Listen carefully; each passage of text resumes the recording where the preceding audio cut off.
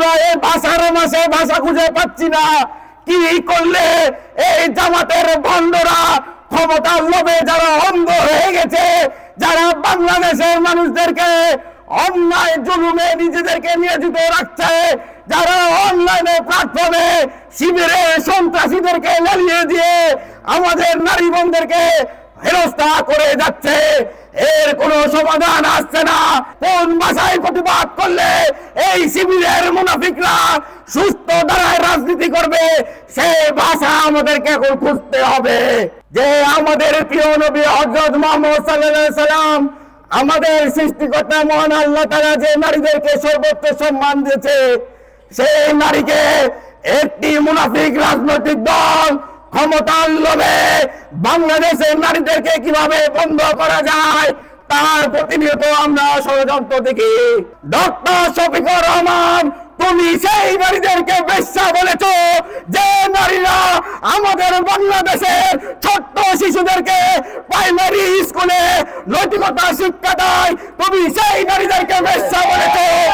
Doctor Shafiqur Rahman, তুমি সেই নারীদেরকে বেশ্যা বলেছ যে নারীরা আমার পিতা মাতারা যখন মেডিকেলে অসুস্থ হয়ে সুস্থতা গ্রহণ করে সেই নার্সদেরকে তুমি বেশ্যা বলেছ।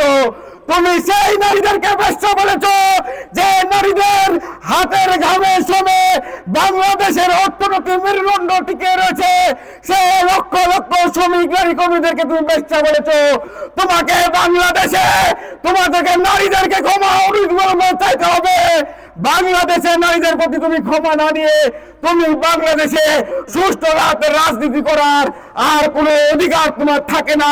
একটা কথা আছে, one is not born a woman but rather becomes one, অর্থাৎ কেউ নারী হয়ে জন্মগ্রহণ করে না, তাকে নারী হয়ে উঠতে বাধ্য করে এইরকম মেন্টালিটির মানুষগুলো। আমি তাদেরকে বলতে চাই, নারীকে নারী হিসেবে না দেখে বরং একজন মানুষ হিসেবে দেখুক। তার মস্তিষ্ক আছে, তার সৃষ্টিশীলতা আছে, একজন মানুষ হিসেবে তাকে আইডেন্টিফাই করার চেষ্টা করুন। আরেকটা জিনিস আপনারা দেখে থাকবেন যে একটা গাড়ি যখন চলে তখন সেই গাড়ির সামনের দুই চাকার সাথে পেছনের দুই চাকাকেও সম্মিলিতভাবে চলতে হয়, নতুবা একটা গাড়ি কখনোই ভালোভাবে চলতে পারে না। ঠিক একইভাবে একটা দেশ, একটা জাতির উন্নতির জন্য নারী পুরুষের সম্মিলিত অংশগ্রহণ প্রয়োজন, নতুবা এটা কখনোই সম্ভব নয়।